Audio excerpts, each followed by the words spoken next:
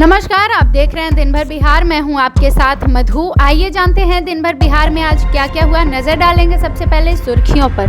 Force बुला लो, बंगला नहीं छोड़ेंगे बयान के बाद राबड़ी आवास पर पहुंची भारी पुलिस फोर्स।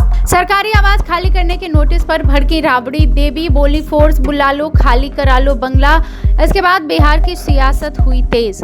राबड़ी आवास विवाद पर उप मुख्यमंत्री विजय चौधरी का जवाब, बोले कानून सभी के लिए समान। टेंडर घोटाले में बड़ी कार्रवाई, आईएएस योगेश कुमार सागर और अभिलाषा शर्मा निलंबित। एमपी एमएलए कोर्ट में सुनवाई पूरी, अनंत सिंह गुंजन सिंह की गिरफ्तारी पर फिलहाल के लिए रोक। 1 जून से बिहार में बस यात्रा होगी महंगे, किराए में 10 से 15% की होगी बढ़ोतरी। गोपालगंज में पुलिस एनकाउंटर में घायल हुआ कुख्यात अपराधी आकाश सिंह अस्पताल में भर्ती। पटना के बेउर जेल में युवक की गोली मारकर हत्या, जमीनी विवाद में रिश्तेदारों का आरोप। 7 जून से पहले विक्रमशिला सेतु पर बहाल होगा आवागमन, चौथे बेली ब्रिज का काम हुआ तेज। आंधी बारिश में राहत भी आफत भी, मौसम विभाग ने जारी किया अलर्ट। अब खबरें जानेंगे विस्तार से। पटना के 10 सर्कुलर रोड स्थित राबड़ी आवास के सरकारी आवास पर भारी संख्या में पुलिस बल पहुंचने से आवास विवाद ने नया मोड़ ले लिया है।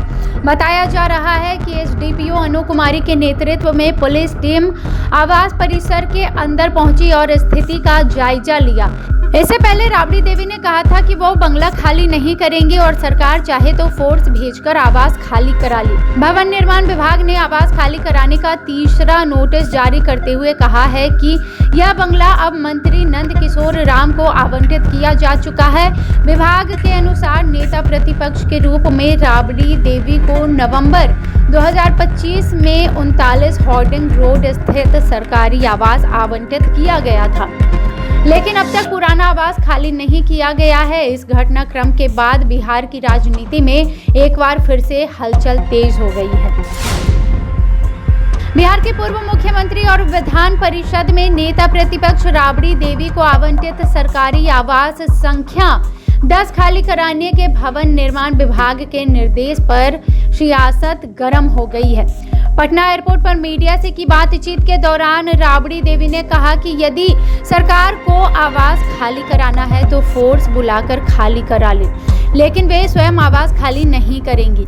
भवन निर्माण विभाग ने कहा कि नेता प्रतिपक्ष के हॉर्डिंग रोड स्थित आवास संख्या 39 पहले ही आवंटित किया जा चुका है। इसके बावजूद सर्कुलर रोड स्थित आवास खाली नहीं किया गया है। विभाग ने यह भी बताया कि उक्त आवास अब मंत्री नंद किशोर राम को आवंटित किया जा चुका है, इसलिए इसे शीघ्र खाली कराना आवश्यक है। जिसके बाद भारी संख्या में पुलिस बल उनके सरकारी आवास पर पहुंची, जहां एसडीपीओ सचिवालय अनु कुमारी के नेतृत्व में टीम ने परिसर के अंदर जाकर स्थिति का जायजा लिया। राबड़ी देवी के सरकारी आवास को लेकर चल रहे विवाद के बीच बिहार के उप मुख्यमंत्री विजय चौधरी ने स्पष्ट कहा है कि सरकार और प्रशासन पूरी तरह नियम कानून के अनुसार कार्य करते हैं तथा कानून सभी के लिए समान है। उन्होंने कहा कि किसी भी व्यक्ति को कानून से ऊपर नहीं माना जा सकता है और हर किसी को निर्धारित नियमों का पालन करना चाहिए। विजय कुमार चौधरी ने यह प्रतिक्रिया उस समय आई है जब राबड़ी देवी ने आवास खाली करने के नोटिस पर कड़ा रुख अपनाते हुए सरकार को फोर्स बुलाकर कार्रवाई करने की चुनौती दी है। इस मुद्दे को लेकर बिहार की राजनीति में बयानबाजी तेज हो गई है और सत्ता पक्ष विपक्ष आमने सामने आ गए हैं। बिहार में चर्चित टेंडर घोटाले में बड़ी कार्रवाई करते हुए राज्य सरकार ने आईएएस अधिकारी योगेश कुमार सागर और आईएएस अधिकारी अभिलाषा शर्मा को तत्काल प्रभाव से निलंबित कर दिया है। प्रवर्तन निदेशालय की जांच में ठेकेदार ऋषुश्री द्वारा अधिकारियों को कथित रूप से महंगे उपहार देने, विदेश यात्राएं कराने और प्रभाव का इस्तेमाल कर मनचाही पोस्टिंग दिलाने के आरोप सामने आए हैं। जांच में यह भी खुलासा हुआ है कि योगेश कुमार सागर और उनके परिजनों की विदेश यात्रा पर लाखों रुपए खर्च किए गए थे, जिनका भुगतान कथित तौर पर ऋषुश्री ने किया था। वहीं अभिलाषा शर्मा पर भी ठेकेदार से करीबी संबंध और लाभ लेने के आरोप लगे हैं। ईडी की रिपोर्ट के आधार पर सरकार ने दोनों अधिकारियों को अभी निलंबित कर दिया है और उनके खिलाफ आगे कार्रवाई भी की जाएगी। मोकामा के विधायक अनंत सिंह और भोजपुरी गायक गुंजन सिंह से जुड़े आर्म्स एक्ट और वायरल वीडियो मामले में एमपी एमएलए स्पेशल कोर्ट ने सुनवाई की है, जहां कोर्ट ने दोनों की गिरफ्तारी पर फिलहाल रोक लगाते हुए मामले में फैसला सुरक्षित रखा है।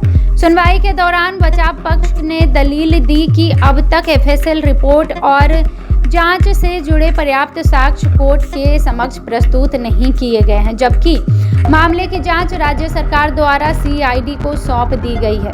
कोर्ट में दोनों पक्षों के बीच दलीलें सुनने के बाद अगली सुनवाई के लिए 5 जून की तारीख निर्धारित की गई है। वहीं कुख्यात रहे गुड्डू राय समेत अन्य आरोपियों को भी इस चरण में कोई राहत नहीं मिली है। मामले को लेकर कोर्ट परिसर में काफी गहमागहमी रही और अब सभी की नजरें 5 जून को आने वाले फैसले पर टिकी हुई है। बिहार में 1 जून 2026 से बस यात्रियों को अधिक किराया चुकाना होगा, क्योंकि परिवहन विभाग ने साधारण, डिलक्स, एसी, वॉल्वो और नगर बस सेवाओं में किराए में 10 से 15% तक की बढ़ोतरी को मंजूरी दे दी है। जिला परिवहन पदाधिकारी राम बाबू ने बताया कि वर्ष 2021 में लागू पुरानी दरों में संशोधन करते हुए दूरी के आधार पर नया किराया तय किया गया है।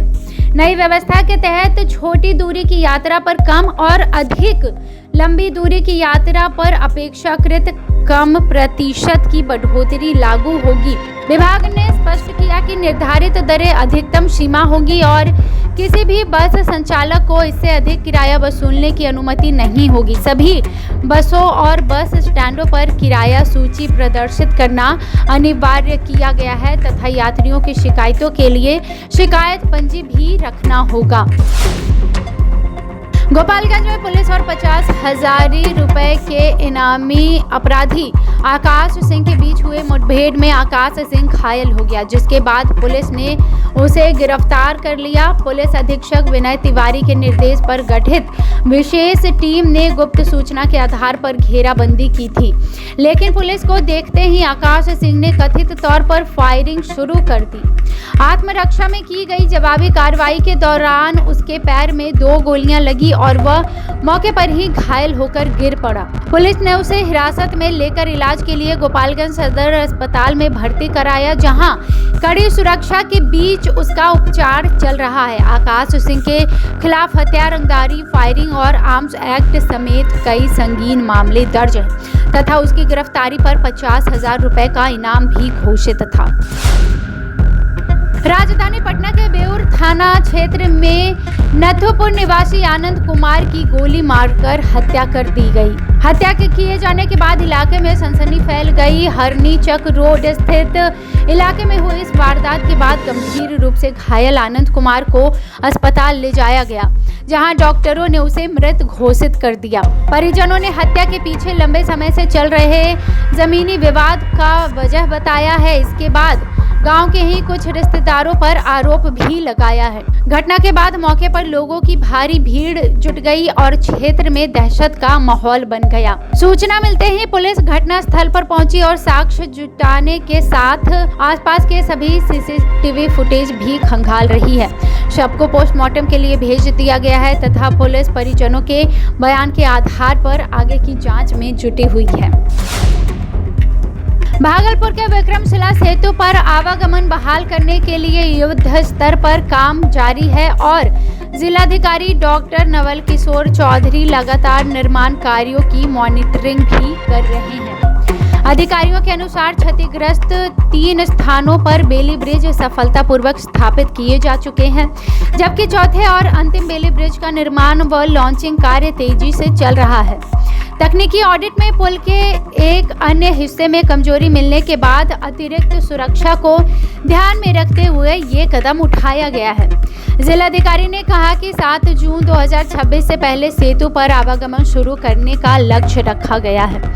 पुल खुलने की खबर से यात्रियों में खुशी है, लेकिन कई लोग इसके सुरक्षा को लेकर भी चिंतित हैं। प्रशासन का दावा है कि सभी तकनीकी मानकों का पालन करते हुए सुरक्षित तरीके से ही यातायात बहाल कराया जाएगा। बिहार में मौसम का मिजाज तेजी से बदल गया है और कई जिलों में भारी बारिश के साथ तेज आंधी तूफान का असर देखने को मिल रहा है। मौसम विभाग ने पश्चिमी चंपारण, पूर्वी चंपारण, भोजपुर, सारण, गोपालगंज, गया, नवादा, पूर्णिया, कटिहार, अररिया और किशनगंज समेत कई जिलों के लिए भारी बारिश और 70 से 80 किलोमीटर प्रति घंटे की तेज रफ्तार की हवाएं चलने की चेतावनी जारी की है। पिछले 24 घंटों के दौरान 57 से अधिक 14 सेंटीमीटर वर्षा दर्ज की गई, जबकि पटना में 107 किलोमीटर प्रति घंटे की रफ्तार से तेज हवाएं चली। राज्य के कई हिस्सों में गरज चमक और ओलावृष्टि की भी स्थिति बनी रही। मौसम विभाग ने लोगों को खराब मौसम के दौरान घर में रहने, पेड़ों के नीचे शरण नहीं लेने और अनावश्यक यात्रा से बचने की सलाह दी है। अगले कुछ दिनों तक मौसम के इसी तरह बने रहने की संभावना जताई जा रही है।